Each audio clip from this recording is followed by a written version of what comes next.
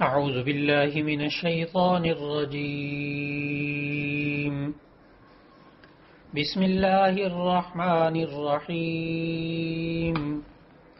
اقترب للناس حسابهم وهم في غفلة معرضون صدق اللہ العظیم۔ قرآن مجید کے مضامین کے خلاصے کے سلسلے میں آج ہم 17ویں پارے کی مضامین کے خلاصے کو سن رہے ہیں اور زبان سے ادا کرنے کی اللہ تعالیٰ توفیق عطا فرما رہے ہیں۔ 17واں پارہ، اس کا آغاز سورۃ الانبیاء سے ہو رہا ہے۔ سورۃ الانبیاء یہ قرآن مجید کی ترتیب توقیفی کے اعتبار سے سورت نمبر 21 ہے اور نازل ہونے کے اعتبار سے یہ سورت نمبر 73 ہے۔ اس میں کل آیات 122 ہیں اور اس میں 7 رکوع ہیں۔ یہ مکی سورت ہے، ہجرت سے پہلے نازل ہوئی، اور اس سورت کا نام سورۃ الانبیاء اس لیے رکھا گیا کہ سورۃ الانبیاء میں تقریباً 17 انبیاء کا ذکر آ رہا ہے، اس لیے اسے انبیاء کی مناسبت سے سورۃ الانبیاء کہا جاتا ہے۔ اس کی فضیلت کا اندازہ صحیح بخاری میں آنے والی ایک روایت سے ہوتا ہے کہ حضرت عبداللہ ابن مسعود رضی اللہ تعالیٰ عنہ سے روایت ہے کہ نبی صلی اللہ علیہ وسلم نے فرمایا، سورہ بنی اسرائیل، سورہ کہف، سورہ مریم، سورہ طٰہٰ اور سورہ انبیاء نازل ہونے کے اعتبار سے یہ پہلی اور میری قدیم دولت اور کمائی ہیں۔ سورۃ الانبیاء کی ابتدا میں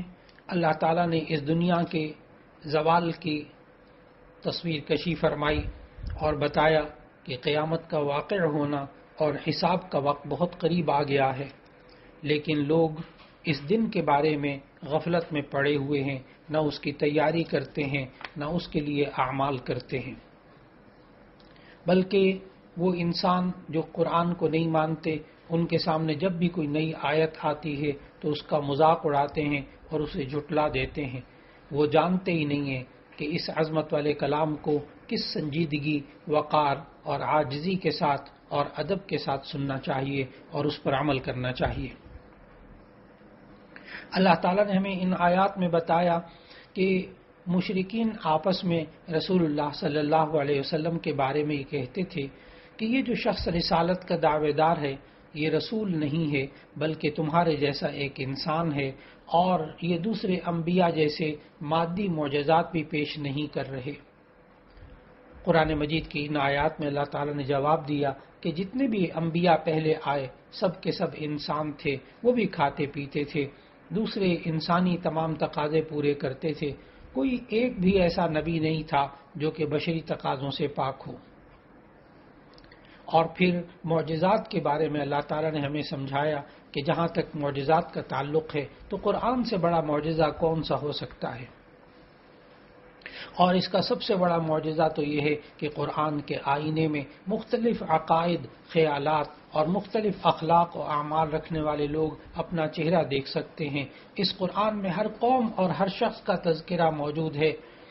چنانچہ اس کی آیت سورہ انبیاء کی آیت نمبر 10 میں جہاں اللہ تعالیٰ نے فرمایا، ہم نے تمہاری طرف ایسی کتاب نازل کی ہے جس میں تمہارا تذکرہ ہے، کیا تم نہیں سمجھتے؟ چنانچہ مشہور تابعی اور عرب سردار حضرت احنف ابن قیس رحمۃ اللہ علیہ کے بارے میں آتا ہے کہ ایک دن بیٹھے ہوئے تھے کہ کسی نے سورہ انبیاء کی یہ آیت نمبر 10 تلاوت کر دی تو وہ چونک پڑے اور ذرا کہا کہ قرآن مجید تو لاؤ، میں اس میں اپنا تذکرہ تلاش کروں گا اور دیکھوں گا کن لوگوں کے ساتھ ہوں اور کن لوگوں کے ساتھ مجھے مشابہت ہے۔ وہ قرآن کے اوراق پلٹتے رہے اور مختلف لوگوں کے حالات جو قرآن مجید میں آئے ان کا مطالعہ فرماتے رہے۔ پہلے انہوں نے آیات پڑھی جن آیات میں اللہ تعالیٰ نے متقین کا ذکر فرمایا کہ جو اللہ کی راہ میں جان قربان کر دیتے ہیں کسی نے سارا مال خرچ کر دیا، کوئی رات بھر بستر سے جدا رہتا اور کوئی برائی کے قریب بھی نہیں آتا تھا۔ پھر وہ آیتیں پڑھی جن میں مشرکوں، کافروں، منافقوں اور فاسقوں کا ذکر ہے، تو دونوں قسم کی آیات پڑھنے کے بعد وہ کہہ اٹھے، اے اللہ میں ان دونوں گروہوں میں سے نہیں ہوں۔ جو پھر انہوں نے سورہ توبہ کی وہ آیت پڑھی جس میں ایسے لوگوں کا ذکر ہے جن سے گناہ بھی ہوئے اور نیک اعمال بھی انہوں نے کیے، تو یہ آیت کریمہ پڑھ کے وہ پکار اٹھے کہ ہاں یہ میرا تذکرہ ہے۔ معلوم ہوا کہ معاشرے کا ہر انسان قرآن حکیم سے رہنمائی لے سکتا ہے، لیکن جب انسان قرآن حکیم کی قدر نہ کرے اور اسی طرح وہ عملی رویہ رکھتا رہے جیسے کہ مشرکین مکہ نے یہ رکھا ہوا تھا کہ کبھی یہ کہتے تھے کہ یہ جادو ہے، کبھی کہتے تھے یہ شعر ہے، کبھی کہتے تھے یہ کوئی پریشان کن خواب ہے، کبھی کہتے تھے محمد صلی اللہ علیہ وسلم تم اللہ پہ جھوٹ باندھتے ہو، کبھی کسی کہتے یہ تم نے کسی سے سیکھا ہوا کلام سنا دیا ہے۔ لیکن اللہ تعالیٰ آیت نمبر 5 میں سورہ انبیاء کی کہتا ہے کہ یہ لوگ یہ کہتے ہیں کہ قرآن ایک خواب پریشان ہے، بلکہ اس نے اس کو اپنی طرف سے بنا لیا ہے، یا یہ شاعر ہیں، یا یہ مادی معجزات پہلے انبیاء لے کر آئے تھے اس طرح یہ بھی لے کر آئیں۔ تو اللہ تعالیٰ نے پھر آیت نمبر 11 سے لے کر 15 تک سمجھایا کہ قرآن نے مشرکین کو ان ظالم قوموں کے انجام کی طرف متوجہ کیا جنہیں اللہ نے بصارت اور بصیرت رکھنے والوں کے لیے عبرت کا سامان بنا دیا، کہ ان تباہ شدہ قوموں نے جب عذاب الہی کے آثار دیکھے تو بھاگ نکلنے کی کوشش کی، لیکن اللہ نے انہیں مہلت نہ دی اور انہیں راکھ کا ڈھیر بنا دیا۔ پھر اللہ تعالیٰ نے ان آیات میں سمجھایا قرآن کے نہ ماننے والوں کو سمجھاتے ہوئے کہ اب بھاگنے کی کوشش نہ کرو بلکہ واپس لوٹو اسی عیش و عشرت کی طرف جس نے تمہیں مدہوش کر رکھا تھا، انہی بلند و بالا مکانات کی طرف جن پر تمہیں بڑا ناز تھا، انہی قصبوں اور محلوں کی طرف جہاں تم اکڑ اکڑ کر چلتے تھے، وہاں جاؤ تاکہ سوال کرنے والے تم سے عذاب نازل ہونے کے بارے میں سوال کریں اور تم ان کو جواب دے سکو۔ یعنی اللہ تعالیٰ نے ان کی استہزاء اور تذلیل کے طور پر یہ بات کہی کہ اب تم یہ سب کچھ کرو۔ آیت نمبر 16 سے لے کر 20 تک اللہ تعالیٰ نے ہمیں سمجھایا کہ دیکھو کائنات اس کھلی ہوئی کتاب میں رب العالمین کی وحدانیت کے بے شمار دلائل بکھرے ہوئے ہیں۔ اللہ نے یہ سب لہو و لعب کے لیے پیدا نہیں کیا۔ یہ کائنات میں ارض و سما، یہ شمس و قمر، یہ رات دن، یہ سب کچھ جو ہے یہ اللہ نے لہو و لعب بیکار پیدا نہیں کیا بلکہ حکمت کے تحت اور اس مقصد کے لیے پیدا کیا ہے کہ انسان اس میں غور کرے اور عبرت حاصل کرے۔ پھر اللہ تعالیٰ نے ان آیات میں ہمیں سمجھایا کہ اس دنیا کی ہر چیز اللہ کی تسبیح اور اس کی اطاعت میں لگی ہوئی ہے سوائے اللہ کے نافرمان بندے جنہوں نے اپنا وتیرہ غفلت اور سرکشی کو بنا لیا ہے۔ پھر آیت نمبر 21 سے لے کے 24 تک اللہ تعالیٰ نے بتایا کہ مشرکین جو کہ اللہ کو چھوڑ کر جمادات کے سامنے جھکتے تھے، ان بتوں کے پتھر کے اور اپنے ہاتھوں سے بنائے ہوئے بتوں کے سامنے جھکتے تھے، ان کو اللہ تعالیٰ نے خوب ڈانٹا اور خوب زجر و توبیخ فرمائی اور ان سے دلیل کا مطالبہ کیا کہ کیا یہ واقعی بت عبادت کے مستحق ہیں۔ ظاہر ہے ان مشرکین کے پاس اپنے شرک اور بت پرستی کا کوئی جواز نہ تھا، نہ کوئی دلیل تھی۔ پھر اللہ تعالیٰ نے مشرکین کے باطل نظریات کی تردید کے بعد ایک خالق اور قادر ہونے کے وجود پر اللہ تعالیٰ نے 6 دلائل ذکر کیے، اور ان آیات میں ہمیں سمجھایا کہ یہ سب کے سب تکوینی دلائل ہیں جن کا انسان خود مطالعہ کر کے معلوم کر سکتا ہے کہ ایک خالق اور قادر کون ذات ہے، یعنی وہ اللہ کی ذات ہے۔ پہلی دلیل اللہ تعالیٰ نے ان آیات میں یہ دی کہ آسمان اور زمین ملے ہوئے تھے، پھر ہم نے دونوں کو جدا جدا کر دیا، آسمان کو فرشتوں کا مسکن بنایا اور زمین کو انسانوں کا مسکن بنایا۔ قرآن حکیم نے جو آسمان اور زمین کے جڑے ہوئے کا نظریہ پیش کیا اسے نہ عرب جانتے تھے نہ اس وقت کی اقوام جانتی تھی،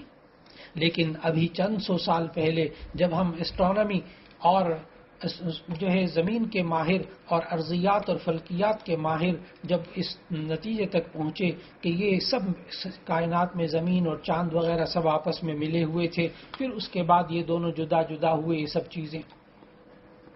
دوسری دلیل اللہ تعالیٰ نے قرآن مجید کی ان آیات میں یہ دی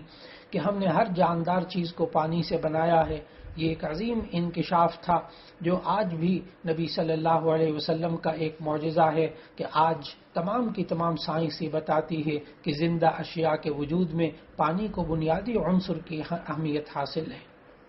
پانی کے بغیر زندگی محال ہے. چاہے جانور ہو یا درخت اور پودے سب پانی کے محتاج ہیں.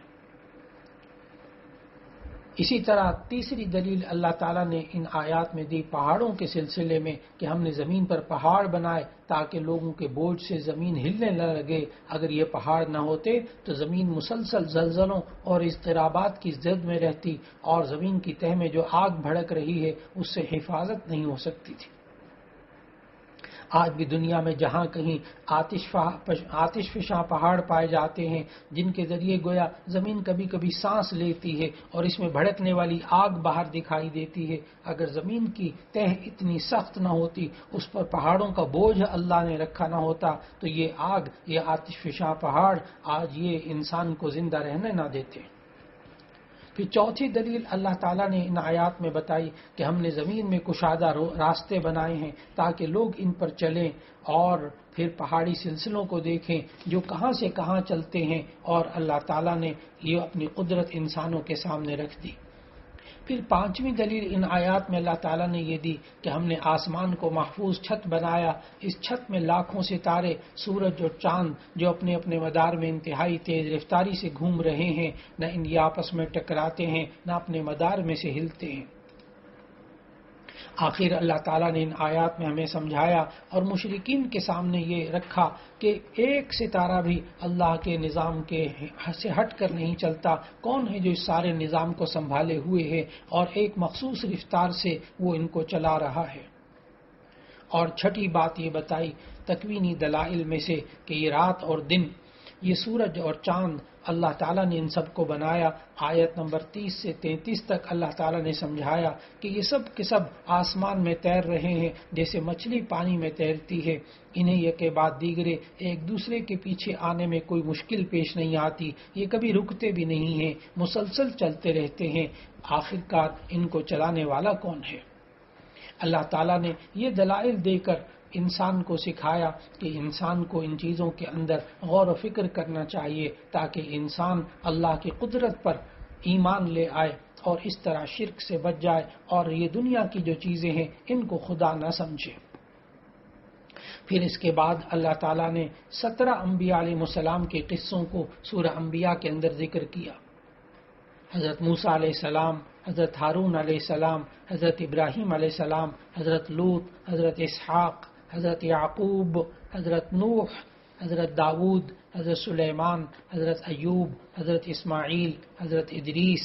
حضرت ذوالکفل, حضرت یونس, حضرت زکریا, حضرت یحییٰ اور حضرت عیسیٰ علیہ السلام. ان 17 انبیاء کے بارے میں اللہ تعالیٰ نے فرمایا کہ ان تمام انبیاء کی دعوت ایک تھی, اور وہ یہ تھی کہ جو نیک کام کرے گا اور مومن بھی ہوگا تو اس کی کوشش رائیگاں نہیں جائے گی. آیت نمبر 94 میں اللہ تعالیٰ نے بہت واضح انبیاء کی, تمام انبیاء کی یہ ایک ہی دین کی دعوت بتائی. پھر اس سورہ انبیاء کے اندر ان 17 انبیاء میں سے 6 کے قصے تفصیل کے ساتھ موجود ہیں. ان میں پہلے حضرت ابراہیم علیہ السلام کا قصہ تفصیل سے موجود ہے کہ حضرت ابراہیم علیہ السلام جنہیں دعوت توحید اور تردید شرک کی وجہ سے دہکتی ہوئی آگ میں گرا دیا, لیکن اللہ نے اس آگ سے کہا قلنا یا نار کونی بردم و سلاما علی ابراہیم, اے آگ تو ابراہیم پر سلامتی والی ہو جا, تیرا کام جلانا ہے تو ابراہیم کو نہ جلا, تیرا کام گرمی پہنچانا ہے تو ابراہیم کے لیے ٹھنڈی ہو جا. آگ جلتی رہی, اللہ تعالیٰ نے حضرت ابراہیم علیہ السلام کو اس سے نجات دی. پھر حضرت لوط علیہ السلام کا ذکر ہوا کہ حضرت لوط علیہ السلام یہ حضرت ابراہیم علیہ السلام کے بھتیجے تھے. حضرت لوط علیہ السلام کو ایک بدترین قوم کی طرف نبی بنا کر بھیجا گیا, اور اللہ تعالیٰ نے جب اس نبی کی بات کو نہ مانا اس قوم نے اور اپنی برائیوں سے باز نہ آئی تو اللہ تعالیٰ نے اس کو بستی کو پورا الٹ دیا اور زمین سے ان کا نام و نشان ختم کر دیا. پھر تیسرے پیغمبر حضرت نوح علیہ السلام کا ذکر ہوا سورہ انبیاء میں. حضرت نوح علیہ السلام ان کی طویل عمر اور اللہ تعالیٰ کی راہ میں صبر و تحمل کرنے کی وجہ سے یہ انبیاء کے شیخ کہلاتے ہیں. حضرت نوح علیہ السلام نے 950 سال 950 سال تک اپنی امت میں فریضہ دعوت انجام دیا، اور اللہ تعالیٰ نے قرآن مجید میں یہ 950 سال کی وضاحت فرمائی. پھر حضرت داؤد علیہ السلام، چوتھے رسول حضرت داؤد علیہ السلام اور حضرت سلیمان علیہ السلام کا ذکر ہوا. حضرت داؤد علیہ السلام اور ان کے بیٹے حضرت سلیمان علیہ السلام کا قصہ، جو دونوں نبی تھے اور بادشاہ بھی تھے، اللہ تعالیٰ نے انہیں روحانی اور مادی دونوں طرح کی نعمتوں سے خوب نوازا تھا. ہوا پر حکومت عطا فرمائی، داؤد علیہ السلام کے ہاتھوں میں لوہے کو نرم کر کے دکھا دیا، اور اس طرح حضرت ایوب 5 میں جو پیغمبر حضرت ایوب علیہ السلام کا ذکر ملتا ہے. حضرت ایوب علیہ السلام کے بارے میں ان آیات میں بتایا گیا کہ کس طرح مصائب اور آلام کے ذریعے ان کو آزمایا گیا. حضرت ایوب علیہ السلام نے صبر کا مظاہرہ کیا. ان مصائب میں وہ مسلسل اللہ کی طرف متوجہ رہے اور امت کو یہ سبق سکھایا قیامت تک آنے والے انسانوں کو کہ جو انسان مصیبت کے وقت میں اللہ کی طرف رجوع کرتا ہے، اللہ کی رحمت اس کی طرف متوجہ ہو جاتی ہے. یہ ابتلا اور آزمائش کا دور بالآخر ختم ہو جایا کرتا ہے. پھر چھٹے پیغمبر جن کا ذکر سورہ انبیاء میں آ رہا ہے وہ حضرت یونس علیہ السلام کا ہے. حضرت یونس علیہ السلام کا قصہ، جنہیں مچھلی نے نگل لیا اور اس کے پیٹ میں انہوں نے اللہ تعالیٰ کو پکارا، ان کی پکار سنی گئی اور انہیں غم سے نجات ملی. تو اللہ تعالیٰ نے ہمیں سورہ انبیاء کی ان آیات میں بتایا کہ کس طرح حضرت یونس علیہ السلام نے مچھلی کے پیٹ میں اللہ کو پکارا اور اللہ تعالیٰ نے ان کو نجات عطا فرمائی. اور اللہ تعالیٰ نے قیامت تک آنے والے انسانوں کو یہ بھی سبق دیا کہ جس طرح ہم نے ان کو نجات دی، اسی طرح ہم آئندہ آنے والے لوگوں کو بھی نجات دیتے رہیں گے. اور اس میں آیت میں ہمیں سورہ انبیاء کی آیت نمبر 87 میں اللہ تعالیٰ نے ہمیں سمجھایا کہ کس طرح یونس علیہ السلام مچھلی کے پیٹ میں چلے گئے اور فنادا فی الظلمات، تو انہوں نے تاریکیوں میں اللہ کو پکارا. پھر یہ سورہ انبیاء کی آیت 87 میں وہ آیت کریمہ ہے جو حضرت یونس علیہ السلام نے مچھلی کے پیٹ میں پڑھی تھی، لا الہ الا انت سبحانک انی کنت من الظالمین، کہ اے اللہ تیرے سوا کوئی معبود نہیں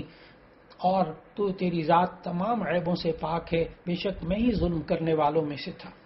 اللہ تعالیٰ نے آیت نمبر 88 میں بتایا فاستجبنا لہ ونجیناہ من الغم، ہم نے ان کی دعا کو قبول کر لیا اور ان کو غم سے نجات دے دی. اور اللہ تعالیٰ نے قیامت تک آنے والے ایمان والوں سے وعدہ کیا کہ وَكَذَلِكَ نُنْجِي الْمُؤْمِنِينَ، اسی طرح ہم ایمان والوں کو نجات دیتے رہیں گے جب وہ مشکلات میں اللہ تعالیٰ کو اسی طرح پکاریں گے. اس لیے مشکلات میں ہم سب کو یہ آیت ضرور تلاوت کرنی چاہیے، آیت کریمہ لا الہ الا انت سبحانک انی کنت من الظالمین. پھر اس کے بعد اللہ تعالیٰ نے ان آیات کے اندر زکریا علیہ السلام کا بھی ذکر فرمایا، اور پھر اس کے ساتھ ساتھ حضرت یونس علیہ السلام کے واقعے کے بعد یہ کل 7 انبیاء کا ذکر کرنے کے بعد یاجوج ماجوج کا بھی ذکر اللہ تعالیٰ نے ان سورہ انبیاء میں فرمایا. اگرچہ اس کا ذکر سورہ کہف میں ہو چکا، لیکن اللہ تعالیٰ نے سورہ انبیاء میں پھر بتایا کہ قیامت قریب یاجوج ماجوج کو کھول دیا جائے گا. وہ اس طرح نکلیں گے گویا کہ وہ بلندی سے نشیب کی طرف اتر رہے ہوں تیزی سے. پھر اس کے بعد سورہ انبیاء کے آخر میں اللہ تعالیٰ نے بتایا کہ مشرکین اور ان کے بت قیامت کے دن جہنم کا ایندھن بنیں گے اور کوئی کسی کے کام نہیں آ سکے گا. پھر اس کے بعد سورہ انبیاء کے آخر میں اللہ تعالیٰ نے بتایا کہ محمد رسول اللہ صلی اللہ علیہ وسلم اور ان کا دین یہ ساری دنیا میں سارے جہانوں کے لیے رحمت ہیں. آپ صلی اللہ علیہ وسلم نے اللہ تعالیٰ کا پیغام انسانوں تک پہنچا دیا، مگر جب ہر قسم کے دلائل پیش کرنے کے بعد بھی لوگ نہ سمجھے تو پھر نبی صلی اللہ علیہ وسلم نے دعا کی، اے میرے پروردگار حق کے ساتھ فیصلہ کر دے، اور ہمارا پروردگار بڑا مہربان ہے، اسی سے ان باتوں میں جو تم بیان کرتے ہو مدد مانگی جاتی ہے. اس کے ساتھ ہی سورہ انبیاء کا اختتام ہوا اور 17ویں پارے کے نصف حصے سے پھر سورۃ الحج کا آغاز ہو رہا ہے. سورۃ الحج یہ ترتیب توقیفی کے اعتبار سے، یعنی قرآن مجید کی ترتیب کے اعتبار سے سورت نمبر 22 ہے، اور یہ نازل ہونے کے اعتبار سے یہ سورت نمبر 103 ہے. یہ مدنی سورت ہے، یعنی ہجرت کے بعد نازل ہوئی، اور سورہ حج کے اندر کل 78 آیات ہیں اور 10 رکوع ہیں. سورہ حج کا نام سورہ حج اس لیے رکھا گیا کہ اللہ تعالیٰ نے آیات نمبر 26 سے لے کر آیت نمبر 29 تک ہمیں بتایا کہ اس صورت میں حضرت ابراہیم علیہ السلام کی زبان سے لوگوں کو حج کی فرضیت کا اعلان کروایا گیا، اس لیے اسے سورہ حج کہتے ہیں. عام طور پر جو مدنی صورتیں ہوتی ہیں ان میں اعمال کا ذکر ہوتا ہے، لیکن اس مدنی صورت کے اندر اللہ تعالیٰ نے عقائد کا بھی ذکر فرمایا. چنانچہ سورہ حج کے اندر ہجرت، جہاد، حج اور قربانی جیسے شرعی احکام بھی ہیں،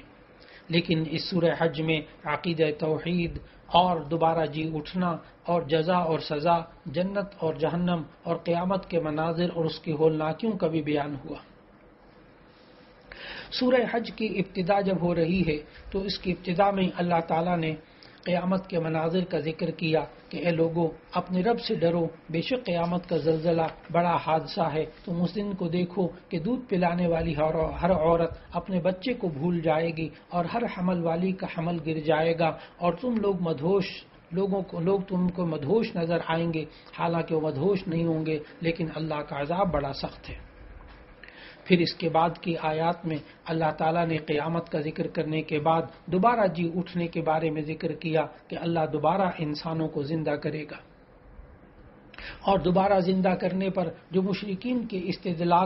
دلائل ہوتے تھے اور جس کی وجہ سے وہ دوبارہ جی اٹھنے کو مشکل سمجھتے تھے، اللہ تعالیٰ نے اس کا ذکر ان آیات میں کیا اور جواب دیا کہ انسان اپنی پیدائش میں غور کرے کہ انسان کس طرح مختلف مرحلوں سے گزر کر پھر وہ انسان بڑا ہوتا ہے، اور کس طرح اللہ نے اس کو پہلے پیدا کیا. اللہ تعالیٰ نے سورۃ الحج کی ان آیات میں انسان کی پیدائش کے 7 مرحلوں کا ذکر کیا. نمبر 1، انسان کے باپ حضرت آدم علیہ السلام کو بلا واسطہ اللہ نے مٹی سے پیدا کیا. پھر اس کے بعد آدم علیہ السلام کے واسطے سے بھی انسان کا بہرحال مٹی سے پیدا ہونا ہی ہے.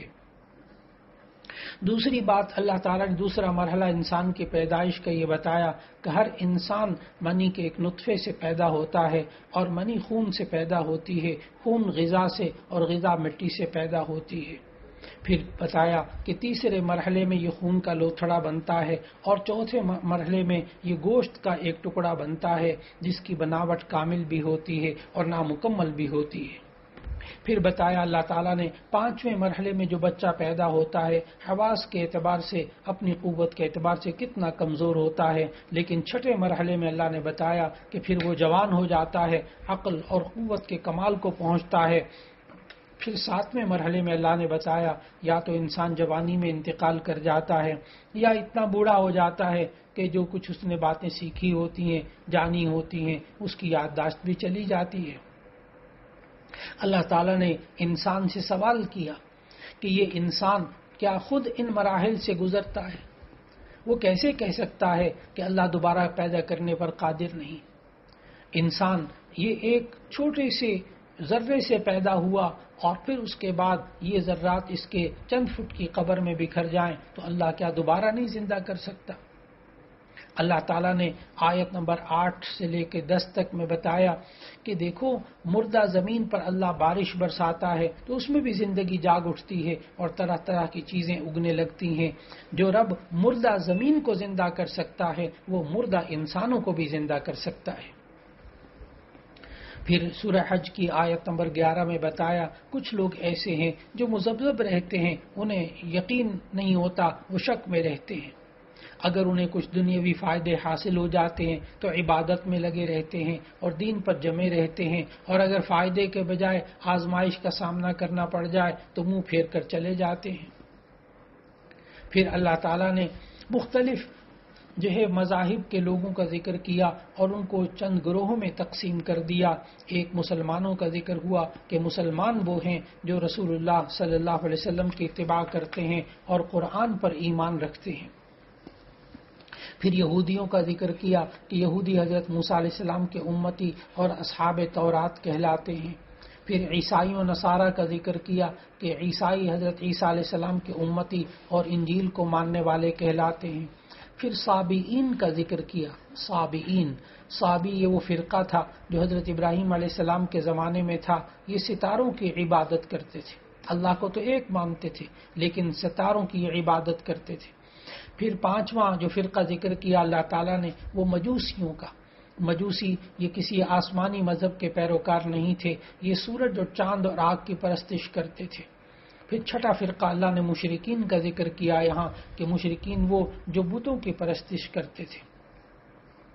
پھر اللہ تعالیٰ نے ذکر کیا کہ یہ سارے کے سارے فرقے یہ شیطانی فرقے ہیں، جو رحمانی فرقہ ہے وہ صرف ایک ہے۔ آیت نمبر 17 میں بتایا اللہ تعالیٰ نے وہ ہے جو کہ اللہ کو مانتا ہے، رحمان کو مانتا ہے۔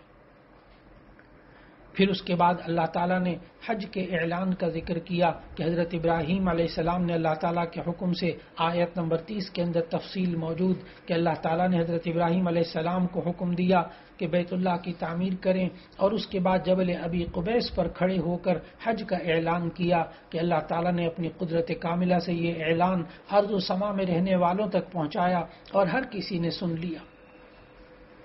اور پھر حج اور حج کے مناسک کی مناسبت سے یہ بھی بتایا کہ اللہ کے محارم کی تعظیم ایمان کی علامت میں سے ہے۔ وَمَن يُعَظِّمْ شَعَائِرَ اللَّهِ فَإِنَّهَا مِن تَقْوَى الْقُلُوبِ کہ یہ انسان اللہ کے جتنے بھی نشانیاں ہیں، علامات ہیں، یہ ان کے جب انسان قدر کرتا ہے تو اللہ تعالیٰ اس کی نیکیوں میں اجر عظیم کے طور پر عطا فرماتا ہے، اور پھر اللہ کی جتنی حرام کی ہوئی چیزیں ہیں ان سے بچتا ہے تو اس کو ثواب ملتا ہے۔ پھر آیت نمبر 35 میں اللہ تعالیٰ نے مؤمنین کی 4 علامتوں کا ذکر کیا کہ مؤمنین جو ہوتے ہیں ان کے اندر 4 بنیادی علامتیں ہوتی ہیں۔ نمبر 1 اللہ کا خوف ہوتا ہے، نمبر 2 مصائب پر صبر کرنے والے ہوتے ہیں، نمبر 3 نماز کی پابندی کرنے والے ہوتے ہیں، نمبر 4 اچھے مصرف میں اچھے کاموں میں خرچ کرنے والے ہوتے ہیں۔ پھر آیت نمبر 37 میں اللہ تعالیٰ نے قربانی کے جانوروں کے بارے میں بتایا کہ جانوروں کی قربانی کا حکم دیتے ہوئے اللہ نے کہا کہ ان کا خون اور ان کا گوشت اللہ تک نہیں پہنچتا، بلکہ اللہ تک ان انسانوں کا تقویٰ پہنچتا ہے۔ جس کے دل میں تقویٰ ہوگا وہ گناہوں سے بچے گا اور نیک اعمال صرف اللہ کے لیے کرے گا، قربانی بھی اللہ کے لیے کرے گا۔ پھر مناسک حج کا ذکر کرنے کے بعد مسلمانوں کو جہاد و قتال کی اجازت دی، کیونکہ کفار مسلمانوں کو اللہ کے دین سے اور مکہ میں داخل ہونے سے روکتے تھے۔ ابتدائی اسلام میں مکی صورتوں میں اگرچہ صبر و عفو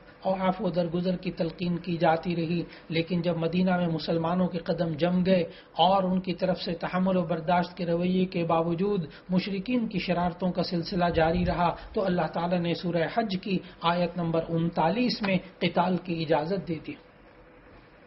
بہت سے صحابہ اور تابعین یہ فرماتے ہیں کہ تقریباً 70 آیات میں ہاتھ روکنے کے حکم کے بعد اب یہ آیت سورہ حج کی آیت نمبر 39 نازل ہوئی جس میں قتال کی اجازت دی گئی۔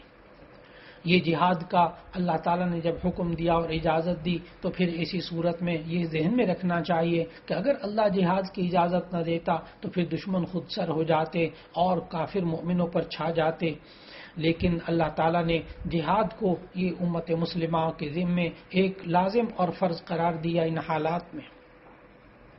پھر اس کے بعد آیت نمبر 49 میں اللہ تعالیٰ نے دوسرے انبیاء کی طرح حضرت نبی کریم آخری نبی حضرت محمد مصطفیٰ صلی اللہ علیہ وسلم کے بعثت کا مقصد بتایا کہ آپ صلی اللہ علیہ وسلم کے بعثت کا مقصد بھی اللہ کے دین کو لوگوں تک پہنچانا تھا۔ پھر اس کے بعد آیت نمبر 52 اور 53 میں اللہ تعالیٰ نے فرمایا کہ اللہ کا یہ دستور رہا ہے کہ وہ شیاطین کے پیدا کردہ وسوسوں اور شبہات کا ازالہ کرتا رہتا ہے۔ اور پھر اس کے بعد سورہ حج کے آخری آیات میں اللہ تعالیٰ نے اپنے دلائل، اپنی قدرت کے دلائل کو بیان کرنے کے بعد اور کافروں کے معبودان باطلہ کی تردید کے بعد دوبارہ شرعی احکام دیے اور اہل ایمان کو جہاد فی سبیل اللہ، اقامت صلاۃ اور زکوٰۃ کی ادائیگی کا حکم دیا۔ انہی احکام کے ساتھ سورہ حج کا اختتام ہو رہا ہے اور 17ویں پارے کا اختتام ہو رہا ہے۔ وآخر دعوانا ان الحمد للہ رب العالمین۔